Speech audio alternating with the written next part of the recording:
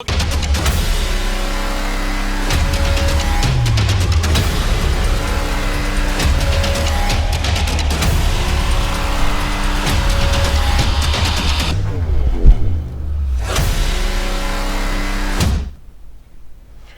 Programme we talk में खुशामदीद। मुल्क में जो होने वाली इस वक्त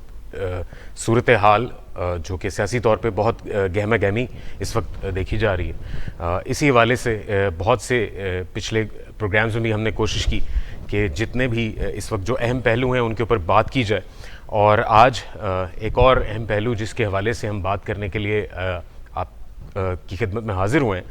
वो खान साहब, उनकी एक स्ट्रैटेजी, उसके बाद जो भी अब सूरत हाल मुल्क में जो पैदा हो गई है, एक सियासी बहरान की सी सूरत हाल, उस सब के हवाले से हमने बहुत सारी बात कर ली। लेकिन इस दौरान हमने ये भी तयन करना हमें बहुत ज़रूरी है कि मौजूदा जो हुकूमत है और इसकी जो कारकर्दगी रही है अब तक की, जिस तरह इस हुकूमत का क़याम अमल में लाया गया, उसके बाद हमने देखा कि कैसे मुख्तलिफ मौज़ूआत और मुख्तलिफ टॉपिक्स को लेकर इस हुकूमत ने जो है अपनी एक स्ट्रैटेजी वज़ा करने की कोशिश की against the narrative of Imran Khan and PTI। और उसमें यह भी हमें बताया गया कि जितने भी मईशत के को दरपेश मसाइल हैं, जो भी जिस हवाले से पहले मिफ्ताह इस्माइल साहब को एक सेवियर के तौर पर पेश करने की कोशिश की गई, उसके बाद जब वो खातिर खा रिज़ल्ट्स नहीं ला सके तो उसके बाद इसहाक डार साहब को बाकायदा लंदन से इंपोर्ट किया गया और ये बताया गया कि शायद ये वो आखिरी रिक्वायरमेंट थी, वो आखिरी कील थी जिसका ठुकना ज़रूरी था, और उनका आना जो है वो एक बहुत मुस्बत तब्दीली लेके आएगा। हमारी मईशत को जो है दरपेश मसाइल, उन सब का हल जो है यही लेके आएंगे। इनिशियली वो हुआ भी, और हमने देखा कि शायद कुछ अरसे के लिए, बहुत मुख्तसर अरसे के लिए डॉलर रेट भी जो है वो थोड़ा सा नीचे आया, और ऐसा लगा कि शायद जो कहा गया वो होता नज़र आ गया। लेकिन उसके बाद बतदरीज आहिस्ता आहिस्ता यके बाद दीगरे ये तमाम तर जो पॉजिटिव एक डायरेक्शन ली थी हमारी मईशत के जो चार्ट पे जो एक ग्राफ बन रहा था, उसके अंदर बतदरीज कमी आती गई, और अब हम देखते हैं कि ये सूरत हाल ख़ासी तब्दील हो चुकी है। और मुल्क को जो दरपेश मसाइल हैं, जो सियासी हवाले से तो एक तरफ, जो मईशत को दरपेश मसाइल हैं, गालिबन वो फिर एक मसीहा की तलाश में इधर उधर देख रहे हैं। और हमारी जो मौजूदा हुकूमत है उसकी भी कारकर्दगी की बात की जाए तो चाहे ये मईशत का मामला हो जिसमें एक इम्पोर्टेड बाकायदा इम्पोर्टेड वज़ीर ख़जाना को बुलाया गया, उसके बाद से लेकर अब तक जो आर्मी चीफ़ की, नए आर्मी चीफ़ की तैनाती तक, एक केओस और एक ऐसी सिचुएशन है जिसमें कोई वाज़े कोई स्टैंस नज़र नहीं आता, कोई वजाहत जो है बाकायदगी से नहीं नज़र आती। कभी मुशावरत और कभी उन लिस्टों की बात होती है जिसके ऊपर जो नाम मौजूद हैं वो बहुत सारे गर्दिश कर रहे हैं, जिनमें से बाकायदा नाम भी लिए गए कि जो समरी है वो भिजवाई जा रही है, वो भिजवाई जा चुकी है, उसके ऊपर जो है वो बातचीत हो रही है। फिर हमने देखा कि किस तरह वज़ीर आज़म पाकिस्तान जनाब शहबाज शरीफ साहब एक इंटरनेशनल कॉन्फ्रेंस से वापसी पर लंदन तशरीफ़ ले गए, और वहाँ अपने बड़े भाई से शायद इसी बारे में मुशावरत की गई होगी कि क्या लाहे अमल और क्या हिकमत अमली होनी चाहिए इस हवाले से भी, और दीगर मसाइल जिनके हवाले से हम पिछले प्रोग्राम्स में भी बात करते आए हैं उनके ऊपर। अब जब हम बैठे बात कर रहे हैं, लेटेस्ट ये है कि आसिफ अली ज़रदारी साहब, साबका सदर और इस को चेयरमैन PPP, उन्होंने जनाब PM हाउस में वज़ीर आज़म साहब से मुलाकात के लिए वो तशरीफ़ ले गए। वहाँ पे उनकी मिजाज पुरसी ज़ाहिर है एक एजेंडे का हिस्सा है। इसके साथ साथ बहुत इम्पॉर्टेंट पहलू ये भी है कि इस वक्त जो मुल्क को दरपेश मसाइल हैं, जिनका हल तलाशना जो है इस हुकूमत की ज़िम्मेदारी ठहरी, और शायद वो ज़िम्मेदारी बाकायदगी से अदा करने से कासिर रही है। इन तमाम अहम उमूर पर बात करने के लिए हमारे साथ मौजूद हैं लंदन से हमारे ब्यूरो चीफ मुकीम अहमद साहब। Sir, welcome to this show. बहुत शुक्रिया राहिल भाई आपका। अच्छा सर, अभी लेटेस्ट एक जो अपडेट आई है, जो प्राइम मिनिस्टर हाउस में आसिफ अली जरदारी और शहबाज शरीफ की मुलाकात जो शायद अभी भी जारी है, इस हवाले से सर ये कितनी अहमियत का हामिल है, ये जो मुलाकात है, کیونکہ اس وقت ہم دیکھ رہے ہیں ملک میں جو حالات ہیں وہ کسی طور بھی بنتے نظر نہیں آ رہے, اور اس گورنمنٹ کو جو چیلنجز ہیں, جو یہ ذمہ داری اٹھانے کے لیے آئے تھے, یہ جو بے روزگاری اور غربت کو دور کرنے کے لیے بتائے جاتے تھے کہ جی ہمارے پاس وہ تمام تر حل موجود ہیں, اور ایک امپورٹڈ وزیر خزانہ لا کے بھی یہ بتانے کی کوشش کی گئی کہ یہ تمام جو ہے وہ سیاست سے ہٹ کے جو ہماری اس وقت صورتحال ہے, جو ملک کی معیشت کی صورتحال ہے, اس کو ایک دم بہتر کر دیں گے. یہ ان تمام تر وجوہات کی بنا پر غالباً وہ خاطر خواہ رزلٹس نہیں لے سکے. تو اس تمام تر تناظر میں جبکہ آرمی چیف جو ہیں قمر جاوید باجوہ صاحب, وہ بھی آلموسٹ ریٹائرمنٹ کا وقت ان کا بہت قریب آ گیا, اب تو ایک ہفتے سے بھی شاید کم کا وقت رہ گیا, اور نئے آرمی چیف کی تعیناتی جو ہے وہ اس وقت جو ہے وہ بہت بحث کا حصہ ہے. تو آپ کیا سمجھتے ہیں کہ یہ جو اس وقت کی صورتحال ہے, اس پہ یہ ملاقات یہ کتنی پر اثر ثابت ہوگی؟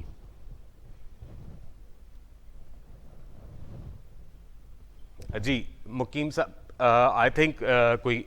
تکنیکی خرابی کے باعث مقیم صاحب سے ہمارا رابطہ جو ہے وہ منقطع ہو گیا ہے. تو ناظرین, ہم جو بات کر رہے تھے غالباً اچھا مقیم صاحب ہمارے ساتھ, سر آپ ہمیں سن سکتے ہیں مقیم صاحب؟ جی میں سن رہا ہوں, میں نے آپ کا سوال بھی سن لیا. میں عرض کرنا چاہوں گا سر پلیز کہ اس ان کی جو یعنی سب سے بڑے میجر الائی ہیں پی ڈی ایم کے, وہ آصف علی زرداری ہیں, اور اس رجیم چینج کے ماسٹر مائنڈ بھی وہی تھے. اور اب یہ ہے کہ میرا خیال ہے یہ ایک اتمام حجت ہونے جا رہا ہے, کیونکہ فیصلہ ہو چکا ہے, سمری موو ہو گئی ہے. صرف صبح کو وزیر اعظم یا کل نہیں تو پرسوں وہ اس کو دستخط کر کے اور فائنل کر دیں گے. اور جہاں تک یہ کیوس کریٹ کیا جا رہا ہے, یہ اس سے بڑی نانسنس میں نے اپنی زندگی میں کبھی نہیں دیکھی. پوری دنیا کی ہسٹری اٹھا کے دیکھ لیں, کسی بھی ملک کے آرمی چیف کی تقرری نہ تو اس طرح زیر بحث آئی, نہ کبھی میڈیا نے اس طرح حاضر سروس جنرلز کو سیاسی پارٹیوں کے ساتھ لنک کیا. بڑی حیران کن بات یہ ہے کہ 6 موسٹ سینئر جنرلز کو, جن کے نام آرمی چیف کے لیے کنسیڈر کیے جا رہے ہیں, ان میں سے ہر ایک کو کسی نہ کسی پارٹی کے ساتھ لنک کر دیا. اس سے بڑا پاگل پن ہو نہیں سکتا دنیا میں کہ آپ ہر آدمی جو ہے اس میں سے کچھ نکالنے کی کوشش کر رہا ہے. ہر آدمی یہ سمجھ رہا ہے کہ جی جو میں کہہ رہا ہوں وہ درست ہے. اب اس میں سینس اسی طرح پریویل ہوگی کہ غیر ضروری بحث نہ کی جائے, غیر ضروری اس کو سیاسی رنگ نہ دیا جائے. اور جو حالات کریٹ کر دیے پی ٹی آئی نے, اور جو سٹانس باقی سیاسی پارٹیوں کا ہے, اور جو حالات رخ اختیار کر رہے ہیں, میں بطور طالب علم یہ اندازہ لگاتا ہوں کہ پک اینڈ چوز والا کوئی کام نہیں ہو سکے گا. دس از ویری امپورٹنٹ. اللہ کرے کہ یہ ڈیسیشن ہو جائے, اور پھر یہ آپ اس کلپ کو دیکھیں تو امید کرتا ہوں کہ یہ سیم ہوگا.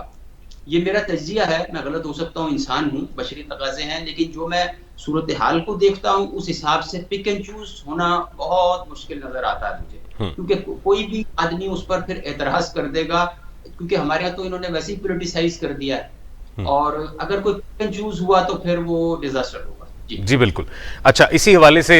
جو ڈیزاسٹر جس کی آپ نے ایک پیش گوئی کی, اگر خدا نخواستہ ایسا کوئی ڈیزاسٹر جو ہے اس تمام تر ایکٹیویٹی کے نتیجے میں ہمارے سامنے آتا ہے, تو غالباً پاکستان کے لیے تو, اور پاکستان کی معیشت کے حوالے سے کیونکہ ہم بات کریں, وہ بہت ہی برا امپیکٹ ہوگا. سر اس وقت جو موجودہ حکومت ہے, نہ صرف آرمی چیف کی تعیناتی بلکہ اس سے پہلے اگر ہم بات کریں جو انہوں نے مہنگائی بے روزگاری کو قابو پانے, اس کے جن کو قابو کرنے کے لیے جو بہت سارے جو دعوے کیے تھے, اور جس حوالے سے ہم نے یکے بعد دیگرے بہت سے وزراء کی طرف سے جو ہے پریس کانفرنسز بھی دیکھی, لیکن وہ جو ایلیمنٹ آف ریالٹی ہے اس کی ریئلائزیشن نہیں ہو سکی ابھی تک. ہم نے دیکھا کیسے انہوں نے ظاہر ہے اس تمام تر کیوس کو, جو کہ معیشت کے اوپر ہم بات کر رہے ہیں, اس حوالے سے جو کیوس کو وہ پچھلی گورنمنٹ اور اس کی پالیسیز کے اوپر ڈالتے ہیں ہر حکومت کی طرح. اسی طرح خان صاحب کی پچھلی حکومت پہ بھی ڈالا گیا کہ جی انہوں نے آئی ایم ایف سے جو معاہدے کیے, اور اس کے اندر جو موجود مختلف جو پوائنٹس تھے جن کی وجہ سے ہم انیبل ہیں اپنے ملک کو دوبارہ اپنے پیروں پر کھڑا کرنے کے لیے معیشت کے لحاظ سے. لیکن سر ابھی تک جو کوئی ٹھوس اقدامات جو کیے جانے چاہیے تھے معیشت کی بحالی کے لیے وہ تو ابھی تک کہیں نظر نہیں آتے. تو آپ کی کیا رائے ہے, آپ کیا سمجھتے ہیں کہ ابھی اس وقت جس وقت پاکستان سیاسی اور معاشی ہر لحاظ سے بالکل ایک انسٹیبلٹی کا شکار ہے, تو کیا وہ پہلو ہوگا جس کے اندر آئی ایم ایف سمیت دیگر جو ڈیلز ہیں ان کے باوجود پاکستان کی معیشت کو بہتر کرنے میں کوئی اہم امور اگر آپ سمجھتے ہیں تو وہ کیا ہوگی؟ راہیل بھائی, یہ اس وقت کا بہت امپورٹنٹ کویسچن ہے جو آپ نے ریز کیا. پاکستان کی جو معاشی صورتحال ہے اس کو بڑی سنجیدگی سے لینے کی ضرورت ہے. ہر حکومت جو اقتدار آتی ہے وہ پہلے تو یہ کہتی ہے ہمیں خزانہ خالی ملا, جو ملبہ ہوتا ہے وہ پچھلی حکومت پہ ڈال دیتے ہیں. وہ بلکہ ایک شعر ہے نا, یعنی حسب حال ہے وہ, کہ وہ زمانے میں جب کوئی نیا طوفان اٹھتا ہے, زمانے میں جب کوئی نیا طوفان اٹھتا ہے وہ اشارے سے بتا دیتے ہیں تو وہ ہر بار جو ہے نا وہ کہنے والی حکومت کی طرف اشارہ کر رہا ہوتا ہے. پھر اگر ان کا یعنی کہیں کسی فورم پہ احتساب ہو تو ان سے آدمی یہ پوچھے کہ بھائی پھر آپ نے حکومت لی کیوں تھی اگر آپ کو یہ پتہ ہی نہیں تھا کہ ملک چل کیا رہا ہے, خزانے کی پوزیشن کیا ہے, ہم نے کتنے قرضے دینے ہیں, اور یا اس حکومت نے جاری سال میں کتنے قرضے لیے تھے, روزانہ ہم کتنا ادا کریں گے. جی ان کو تو کباڑی کی دکان پہ ملازم کوئی نہ رکھے ایسے دماغوں کو, کہ جس کو یہ پتا کہ ملک میں چل کیا رہا ہے, ملک کا بجٹ کیا ہے, ملک کا ڈیفیسٹ کتنا ہے اور ہمیں کیا کرنا ہے, بغیر کسی اسٹریٹجی. سر بالکل وہ جو اسٹریٹجی غالباً وہ جو اسٹریٹجی جو ریکوائرڈ تھی جس کی نشاندہی انہوں نے کی کہ گزشتہ گورنمنٹ کی پالیسی میکنگ اور جو اسٹریٹجی ہے وہ شاید وہ حکمت عملی جو ہے وہ کارگر نہیں تھی, اور اس کی انہیں کاؤنٹر کرتے ہوئے انہوں نے ایک وزیر خزانہ جو ہے وہ بدلے, اور اس کے حوالے سے انہوں نے کہا جی فارن انویسٹمنٹ جو ہے وہ ہمارے ملک میں ظاہر ہے ضروری ہے اگر ہم نے اپنی معیشت کو جو ہے اپنے پیروں پہ کھڑا کرنا ہے. لیکن ہم نے دیکھا کہ کوئی فارن انویسٹمنٹ کیسے آئے جب ایسی صورتحال ہو, جب آپ کو پتہ ہو کہ آپ کے پاس جو ہے کوئی مارجن نہیں ہے جس میں آپ آئی ایم ایف یا دیگر جو غیر ملکی جو امدادی ادارے ہیں ان کی طرف سے جو شرائط ہم نے ایکسیپٹ کی ہیں. اب ان کے پیش نظر ہم کیا سمجھتے ہیں کہ سر یہ کنٹرول جو ہے جو ریکوائرڈ ہوتا ہے گورنمنٹ چلانے کے لیے وہ تو نہیں ہے ان کے پاس, تو کوئی بھی گورنمنٹ اس صورتحال میں کیسے اس کنٹرول کو واپس اپنے ہاتھوں میں لے سکتی ہے جبکہ ہم کوئی ایسا ہمارے پاس اس حکومت کے پاس یا ریاست کے پاس وہ ذرائع جو آمدن کے ذرائع ہوتے ہیں جو جس میں فارن ریمیٹنسز ہوتی ہیں, جس میں فارن انویسٹرز جو ہیں وہ آپ کے ملک میں مختلف جو ہے وہ پروجیکٹس کرتے ہیں, کیونکہ یہ بہت اہم ایلیمنٹ ہے. یہ تو بالکل سر دست بالکل غائب ہے, نہ ہی پاکستان کی جو ایکسپورٹس ہیں ان حوالے سے بھی کوئی ایسی خاطر خواہ جو ہے وہ پلاننگ کی گئی کہ ان کو بڑھایا جائے. تو ان تمام معاملات کے پیش نظر کیسے یہ بہتری آئے گی اور کیسے یہ ریوائول آف دس اکانومی ممکن ہوگا؟ جی, آپ کا سوال بڑا ہمہ جہتی ہے, ملٹی ڈائمینشنل ہے. اس میں جو حکومتی رول ہے, آپ نے کنٹرول کا ذکر کیا, حکومت جن دعووں کے ساتھ برسار آئی تھی پی ڈی ایم کی, اس میں سے سب سے تو یہ تھا کہ جی ہم ڈالر کو کنٹرول کریں گے. اس کے بعد بڑے دعوے کیے گئے, انہوں نے بھی یہ کہا کہ میں ابھی جہاز میں بیٹھا نہیں تھا اور ڈالر کی پرواز رک گئی, میں پہنچا اور جناب اتنے ارب روپے کا قرضہ کم ہو گیا. بڑی اچھی بات, تو توقع کر رہے تھے 180 تک ڈالر چلا جائے جیسے دعوے کیے جاتے, لیکن ایسا ہوا نہیں. تو یہ تو کنٹرول والی بات. پھر ایک ایلیمنٹ اور ہے کہ وہ اتحادی جماعتوں میں ہم آہنگی نہیں ہے. آپ کے سامنے ابھی تک ایک گورنر کو اپوائنٹ نہیں کر سکے. ہر آدمی ایک دوسرے کی دستار سے کھیلنے کی کوشش کر رہا ہے, ایک دوسرے کی لیگ پولنگ ہو رہی ہے, اور ہر آدمی میری پارٹی کا گورنر لگ جائے. تو ان حالات میں آپ یہ سمجھتے ہیں کہ حکومتی کنٹرول برابر ثابت ہوگا, تو I won't agree with that. Sir بالکل, کیونکہ حکومتی کنٹرول پہلے ہی کیونکہ حکومت کے پاس نہیں ہے, بہت سارے دیگر امور بھی ہیں جن کے اوپر کنٹرول جو ہے وہ ریکوائرڈ ہوتا ہے ایک حکومت کو چلانے کے لیے, اور اس کے ساتھ ساتھ جڑی ہوتی ہے آپ کی سیاسی جو صورتحال ہے ملک کی, جہاں پہ ایک بہت تگڑی اپوزیشن ہے اس گورنمنٹ کے اگینسٹ اور بہت متحرک نظر آتی ہے, اور ان کے جو ان کا سب سے بڑا جو اس وقت جو پوائنٹ ہے جس کے اوپر وہ اپنی سیاسی اسٹریٹجی کو بلڈ کرتے ہوئے نظر آتے ہیں وہ یہ ہے کہ اس گورنمنٹ نے تو بڑے دعوے کیے تھے غربت ختم اور مہنگائی کے کم کرنے کے اور وہی جو ڈالر ریٹ کم کرنے کے، ساتھ ہی جو حکومت جس وقت اپنی پاور کو جو استعمال کرنا چاہیے، ہمیں بڑی دفعہ بہت سے وزراء نے، مریم اورنگزیب صاحبہ نے، ساتھ ہی رانا ثناء اللہ صاحب نے بھی بڑی بار یہ ریپیٹ کیا اپنے پریس کانفرنسز میں کہ آرمی چیف کی تعیناتی جو ہے وہ آئینی طور پہ صرف اور صرف پرائم منسٹر صاحب کی ڈسکریشن ہے، اور اس کو اگر منوان ہم اسی طرح اگر تسلیم کریں کہ اگر واقعی یہ حقیقت ہے تو اب تک اس کے اندر یہ کوئی کلیئرٹی کے ساتھ ان کی جو ڈائریکشن ہے ٹورڈز دس ڈیسیژن ہمیں نظر نہیں آتا۔ بڑے بھائی سے لندن میں ملاقات بھی غالباً کی اور وہاں سے بھی شاید کچھ خاطر خواہ جو ہے وہ نتائج ابھی تک نہیں آئے۔ آج جو زرداری صاحب کے ساتھ ملاقات ہے غالباً وہ بھی اس میں زیر بحث ہوگا، یہ بہت اہم امور ہے۔ لیکن اگر یہ اتنا آسان ہے کہ جی پرائم منسٹر صاحب کو یہ مینڈیٹ ہے اور یہ آئینی طور پہ ان کا یہ ڈسکرشن ہے، ان کی ہی ڈیسیژن پہ ہوتا ہے، تو یہ کیوں نہیں کر دیتے، اس کو کلیئر کیوں نہیں کرتے؟ دیکھیے اس میں عمران خان کو آپ نظر انداز نہیں کر سکتے کہ انہوں نے جو سٹانس لے لیا کہ جی سینئر موسٹ کو اپوائنٹ کیا جائے اور وہی فارمولا یا وہی طریقہ کار اختیار کیا جائے جو چیف جسٹس کی تعیناتی کے لیے ہوتا ہے۔ جسٹس سجاد علی شاہ کیس میں یہ ڈیسائیڈ کر لیا گیا تھا کہ سینئر موسٹ جج جو ہے وہ آٹومیٹک مطلب چیف جسٹس ہوں گے۔ چیف جسٹس جی یہ مطلب یہ کمپیریزن میں عرض کر رہا ہوں، تو یہی سوچ یہاں پہ اب غالب آ رہی ہے۔ وہ جو پک اینڈ چوز کا ورڈ استعمال کیا تھا وہ اسی پیرائے میں عرض کیا تھا کہ پک اینڈ چوز یہی ہے کہ اگر آپ نے نیچے سے کسی کو لے لیا تو پھر کنٹروورسی کریٹ ہو جائے۔ اول تو یہ ڈسکریشن تو ہے، دیکھیے آئین میں یہ واضح طور پر ہے کہ this is domain of the prime minister of Pakistan, اس کو ہم چیلنج نہیں کر رہے۔ صرف جو ایشو آ رہا ہے وہ یہ ہے کہ جی چونکہ میاں نواز شریف لندن میں قیام پذیر تھے، وہ مطلب سزا یافتہ تھے اور یہ تو اسے قرار کے الفاظ استعمال ہیں اور بھی بڑے غیر پارلیمانی الفاظ استعمال کرتے ہیں کہ جی ان کے ساتھ جو ہے صلاح مشورہ نہیں ہونا چاہیے۔ اب بات یہ ہے who can prove this؟ چلیے اگر فرض کریں مشورہ ہوا، وہ پروف کون کرے گا؟ کون سی عدالت میں کہ جی وہ میاں شہباز شریف نے ان سے مشورہ کیا؟ پارٹی کا پاور ہاؤس میاں نواز شریف ہے، جی جی ووٹ نواز شریف کا ہے، he is the crowd puller in Pakistan Muslim League Nawaz. تو اس ایلیمنٹ کو آپ کیسے اگنور کر دیں گے؟ میں اس کو نہیں کر رہا ہوں اور نہ میں اس کی کوئی کلیریفیکیشن دے رہا ہوں، لیکن یہی ہے کہ اگر مشورہ، آپ کا کیا خیال ہے کہ وہ انہوں نے مشورہ نہیں کیا ہوگا؟ ان کی پارٹی میں تو کہیں تحصیل ناظم دونوں ایک دوسرے کے مشورے کے بغیر نہیں لگاتے، پوچھا جائے کہ اسٹاف لگے، تو اس کو بھی آپ سر بالکل آپ نے بجا فرمایا کہ اس کے اوپر ایک بہت ایلیمنٹ آف امپریشن، یعنی کہ ان کی اپنی جو سیاسی جو بیک گراؤنڈ ہے نواز شریف صاحب کا، ان کا عمل دخل جو ہے اس کا ہونا لازم ہے۔ اسی طرح اگر آپ بات کریں جو پی ڈی ایم کی اس وقت جو موجودہ گورنمنٹ ہے، آپ کو مجھے لگتا ہے میری رائے کے مطابق جو اس وقت جو ایک ملاقات چل رہی ہے، شاید جو ایک کنسنسس ریکوائرڈ ہوتا ہے فرام آل دا پارٹیز جو کہ ان کی کولیشن ہے،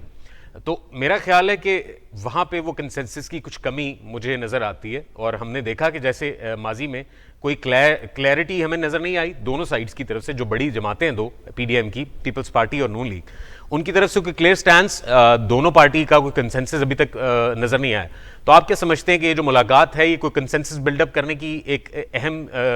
امور کو شاید اس کو ڈسکس اینڈ کنفائن کرنے کے لیے ہوگا؟ جی میرا خیال ہے یہ اس پر ایگری ہو چکے ہیں، اب یہ اتمام ہے، بس آپ یہ سمجھ لیں۔ پروگرام میں ہم بات کر رہے تھے بیفور دا بریک کہ اس وقت جو سچویشن ہے،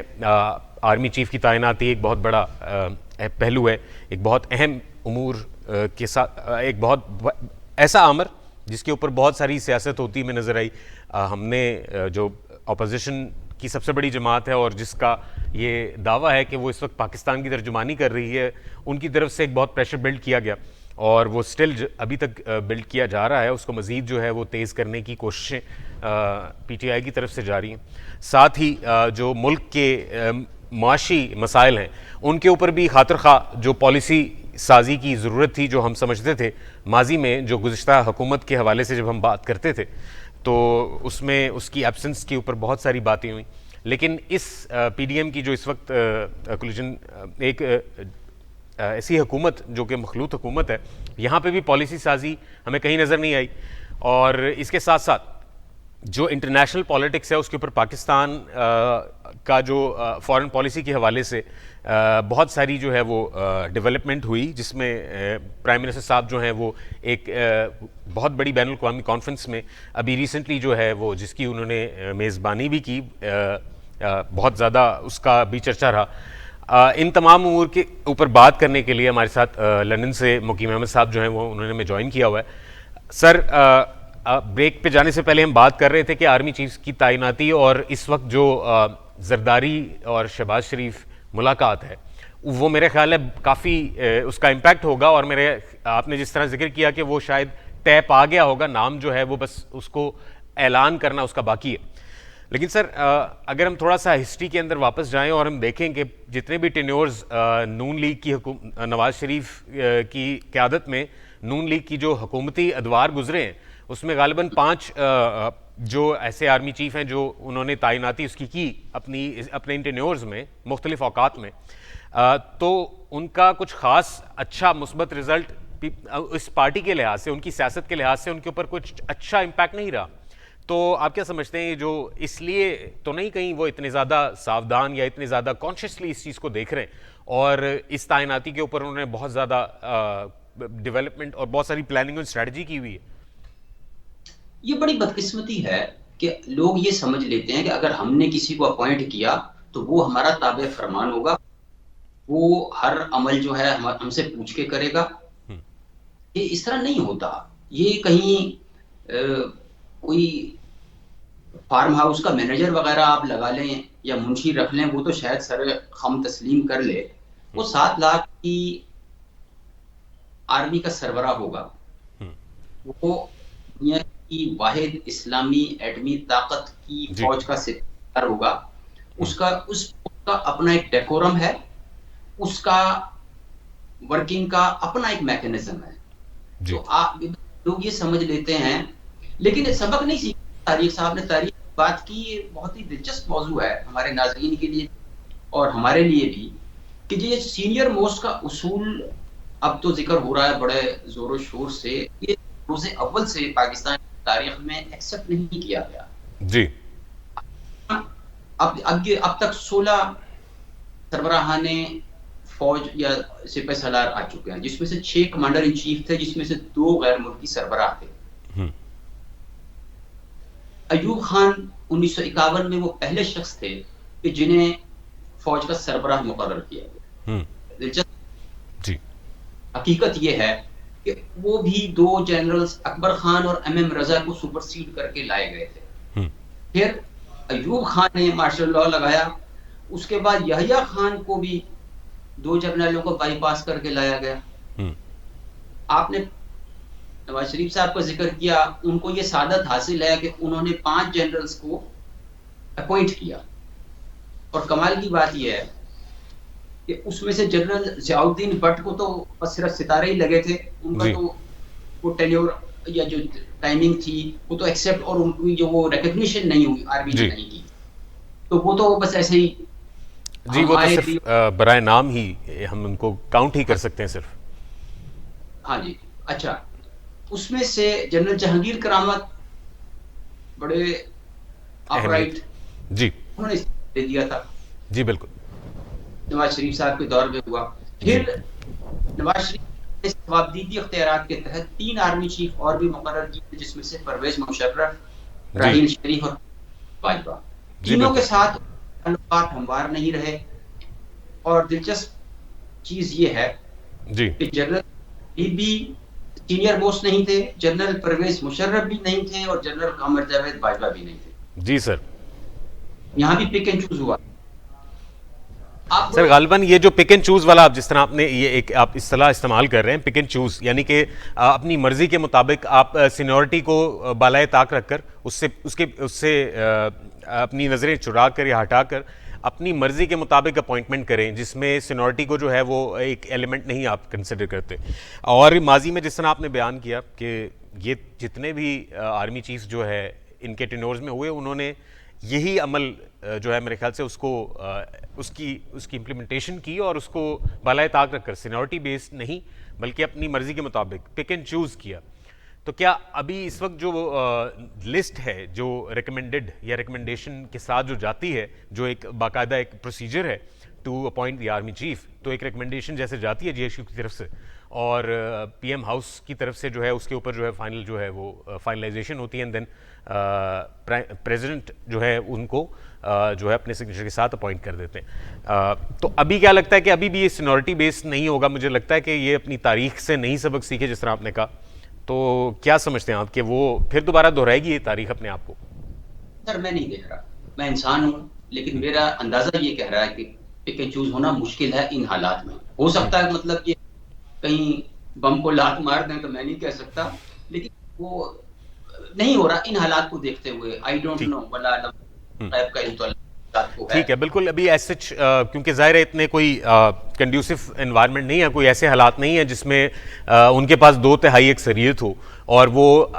کلی طور پہ جو ہے وہ تمام مینڈیٹ کے مالک ہوں, اور ان کے اوپر بہت پریشر جو ہے وہ ایکسٹرنل تو بھی ہے, انٹرنلی جو ہم نے دیکھا جو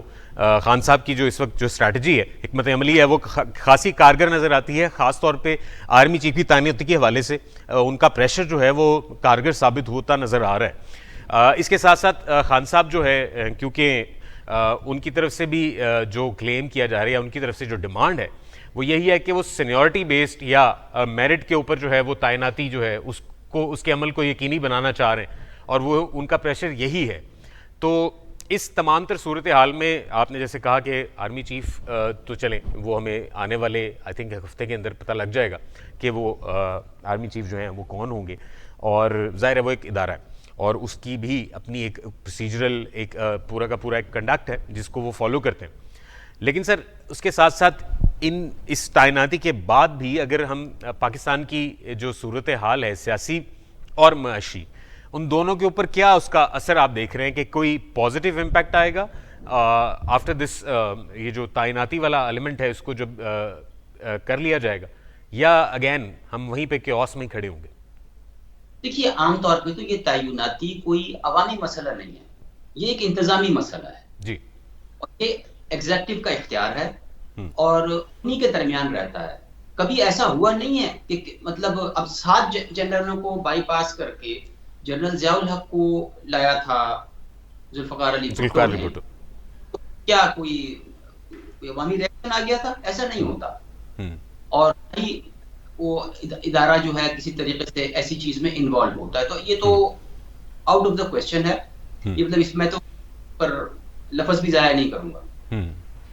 جی. لیکن یہ ہے کہ یہ انٹرسٹنگ چیز یہ ہے کہ جن کو سپرسیڈ کر کے لایا گیا انہوں نے اپنے محسن کہا جائے اگر تو ان کے ساتھ وہ 7 آدمی سپرسیڈ کر کے انہوں نے مولوی ضیاء الحق آیا تھا, انہوں نے بھٹو صاحب کو پھانسی گھاٹ پہنچا دیا. پرویز مشرف ڈھونڈ کے لائے تھے وہ کہ یہ ایک مہاجر بیک گراؤنڈ کا بندہ ہے جس کا پیچھے ہے, نہ اس کی کوئی سیاسی بیک گراؤنڈ ہے, نہ یہ مسئلہ بنے گا. وہ اگلے نے جناب ان کو جا دیا. اور لیکن سر آپ نے درست پہلو پہ جو ہے وہ روشنی ڈالی اور آپ نے کہا کہ ظاہر ہے ان کو سپرسیڈ کر کے 7 کو سپرسیڈ کر کے جو ہے وہ ضیاء الحق صاحب کو جو ہے اپوائنٹ کیا گیا بھٹو صاحب کی طرف سے, اور اس کے بعد مشرف صاحب کے حوالے سے بھی یہی ایک عمل ہم نے دیکھا کہ سپرسیڈ کیا انہوں نے بھی اپنے سینئرز کو اور ان کو اپوائنٹ کیا گیا. اکانومی اینڈ پالیٹکس دونوں حوالوں سے ملک میں جو ایک دیگر صورتحال ہے وہ کیسے بہتر کی جا سکتی ہے, وہ کون سے ایسے عوامل ہوں گے جو اس کو بہتر کریں گے. ہمارے ساتھ موجود ہیں مقیم احمد صاحب. مقیم احمد صاحب, آپ کیونکہ ابھی ہم بات کر رہے تھے آف کیمرہ بھی, اور ایک بڑا ایک اہم ٹاپک, ایک بہت اہم پہلو ہے جس کے اوپر غالباً بات ہونا زیادہ ضروری ہے, جو چیئرمین سینٹ کی کے حوالے سے جو کچھ چہمہ گوئیاں ہو رہی ہیں اور بات کی جا رہی ہے کہ شاید ان کا استعفیٰ بھی مانگا جا رہا ہے, وہ ذرا آپ اپنے ناظرین کے حوالے سے ذرا بتائیے کہ کیا یہ معاملہ ہے اور یہ کیوں اس وقت ایک اور ایک جہت دی جا رہی ہے، جبکہ پہلے ہی بہت ساری ایسی ڈیولپمنٹس ہیں، بہت ساری ایسی جو ہے ڈائیورژنز ہیں ان فرنٹ آف پاکستان، اور یہ ایک اور ڈائیورژن کریٹ کرنے کی کیوں ضرورت محسوس ہو رہی ہے؟ جی، پی ٹی آئی جو تھی مطلب ہے وہ صادق سنجرانی سے ذرا ٹف سٹانس ایکسپیکٹ، خاص یہ میں آپ کو بڑی حیرت انگیز بات بتانے جا رہا ہوں کہ جس یہ 9 اپریل کا رات کو ہمیں اطلاع، بلکہ 10 کی رات کو ہمیں یہ پتہ لگ گیا تھا کہ صادق سنجرانی نے دوسری پارٹیوں کو یہ یقین دہانی کرا دی تھی کہ بس مجھے نہ چھیڑنا، آپ کا کوئی مسئلہ نہیں رکے گا. ٹھیک. اچھا، اگر مجھ تک یہ اطلاع آ سکتی ہے تو وہاں تک بھی پہنچی ہوگی. جی. اب یہ اعظم سواتی کے مسئلے پر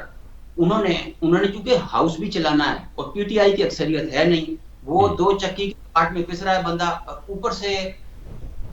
بیک گراؤنڈ یہی ہے کہ وہ ان کو اسٹیبلشمنٹ کا آدمی سمجھا جاتا ہے، کیونکہ ہر حکومت میں فٹ ہو جاتے ہیں. وہ یوسف رضا گیلانی کے بھی معاون خصوصی رہے، وہ جناب نواز شریف کی گورنمنٹ میں بھی بینیفیشری تھے، وہ پی ٹی آئی کی حکومت میں بھی سینٹ کا چیئرمین بن گئے، جو پروٹوکول کے حساب سے یہ چوتھے نمبر پہ آتا ہے حکومتی سطح پہ. تو وہ بڑا حیران کن ہے لوگوں کے لیے. اب اعظم سواتی کے چکر میں یہ جو کیس ہوا تھا ان کی اور ان کی اہلیہ کی ویڈیو لانچ، جسے ایف آئی اے نے کہہ دیا کہ یہ فیک ہے، اور اعظم سواتی اس میں نام لے لے کے لوگوں پر الزام لگا رہے تھے. Sadiq Sanjrani P T I جو تھی وہ ایک ٹف سٹانس ایکسپیکٹ کر رہی تھی جو انہوں نے نہیں دیا. اب انہوں نے اچھا ان کو یہ پیغام بھیجا گیا کہ آپ استعفیٰ دے دیں، انہوں نے استعفیٰ دینے سے انکار کر دیا. اب ان کو یہ کہا گیا کہ آپ کے خلاف عدم اعتماد کی تحریک آ سکتی ہے، لیکن P T I not in a position کہ وہ ان کے خلاف وہ تحریک عدم اعتماد لے. جی. تو انہوں نے پی ڈی ایم اور بلوچستان کی علاقائی پارٹیوں سے روابط شروع کر دیے ہیں کہ تاکہ ان کی حمایت مل جائے. لیکن سر یہ حمایت مجھے نہیں لگتا کہ کوئی اس کے اندر کوئی نیچرلی یہ پاسبل ہوگی، کیونکہ ہم نے دیکھا کہ ان کی آپس میں کسی طور بھی کوئی بیک ڈور ڈپلومیسی کے حوالے سے بھی بات کریں تو وہ کوئی کسی قسم کا مارجن تو نہیں دیتے. خان صاحب میں سمجھا نہیں آپ کی بات. سر آپ نے بھی ذکر کیا کہ جیسے سنجرانی صاحب کے اگینسٹ جو انہوں نے بیک ڈور ڈپلومیسی شروع کی ہے، کہ جہاں پہ بلوچستان کی بھی جو لیڈرشپ ہے اس سے بھی رابطے کیے جا رہے ہیں کہ آپ ان کے اگینسٹ جو ہے ووٹ آف نو کانفیڈنس یا ان کے اگینسٹ آپ ایسا ایک معاملہ. نہیں سر، میں نے یہ صادق سنجرانی اپنی سیٹ بچانے کے لیے ان سے تعاون مانگ رہے ہیں. تعاون مانگ رہے ہیں. ٹھیک. اور میں یہ آپ کو کنفرم کر سکتا ہوں کہ جے یو آئی نے اور بی این پی مینگل نے کوئی واضح جواب نہیں دیا، اور باقی پارٹیوں کو بھی انہوں نے مفاہمت کے پیغامات بھیجے ہیں. لیکن یہ ہے کہ پی ٹی آئی کی بغض میں کچھ نہ کچھ ان کا بھلا ہو جائے گا، کیونکہ وہ اس وقت انہیں بھلا گروپ مل جائے گا سینٹ میں. سر یہ سیاسی جو جوڑ توڑ ہے یہ تو ہم نے بہت سارے اور بہت امپورٹنٹ ہے کیونکہ سیاست کا حصہ ہے، اور اسی طرح کے جوڑ توڑ کے بعد ہی ہم نے جو ہے پی ڈی ایم کی اس وقت موجودہ حکومت ہے وہ بھی اس وقت قائم ہوئی. ساتھ ہی ہم نے دیکھا کہ کچھ ایسے معاملات جن کے اوپر غالباً بہت اہم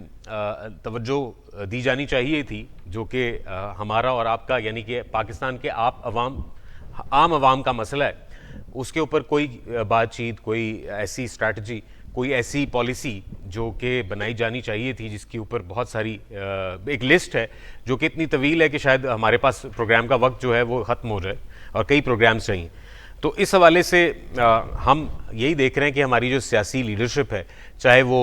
اس وقت اپوزیشن میں بیٹھی پاکستان کی سب سے بڑی جماعت جو پی ٹی آئی ہے جس کو وہ کہتے ہیں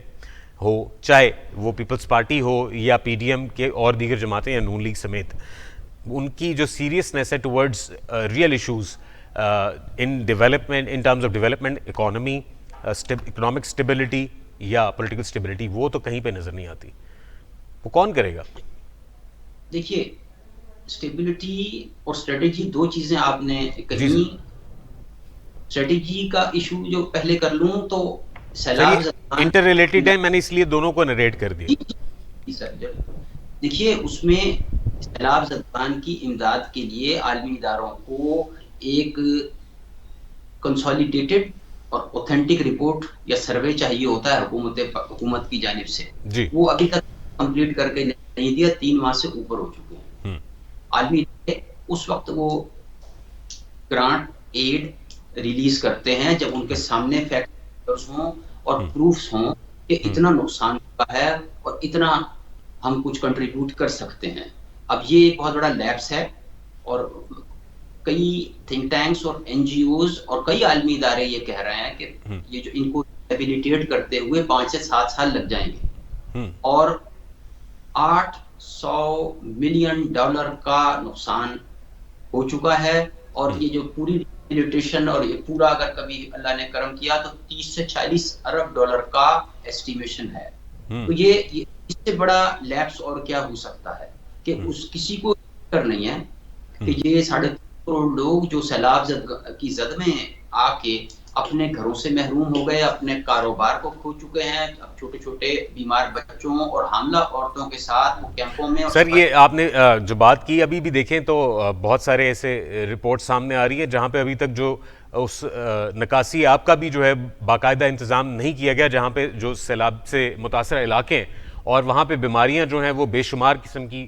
جو ہیں وہ پھیلی ہوئی ہیں، جو آبادی ہے وہاں پہ رہنے کی اور کھانے پینے کی بیسک سہولیات جو ہیں وہ بھی اویلیبل نہیں ہیں۔ تو اتنا ڈیلیڈ، اگر آپ جس طرح آپ نے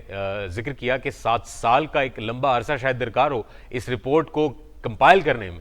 تو اس کا مطلب ہے نہیں کہ یہ نہیں تو نا کی صورتحال ہو گئی سر۔ راہیل بھائی، اس کو رپورٹ کو کمپائل کرنے میں نہیں، ان کو ریہیبلیٹیٹ کرنے میں، ان کی دوبارہ ایگزیکٹلی آباد سر۔ کا۔ جی اچھا، جو ریہیبلیٹیشن کا جو پروسیس ہے ظاہر ہے کیونکہ ایک لمبا پروسیس ہے، بہت بڑی آبادی کی جو ہے جو متاثرہ ہے، اور بہت ایک وسیع تر علاقہ ہے جہاں پہ پانی جو ہے اس نے اپنے جو بہت ڈیوسٹیشن پھیلائی۔ اس لحاظ سے انٹرنیشنل لیول پہ جو ہمارے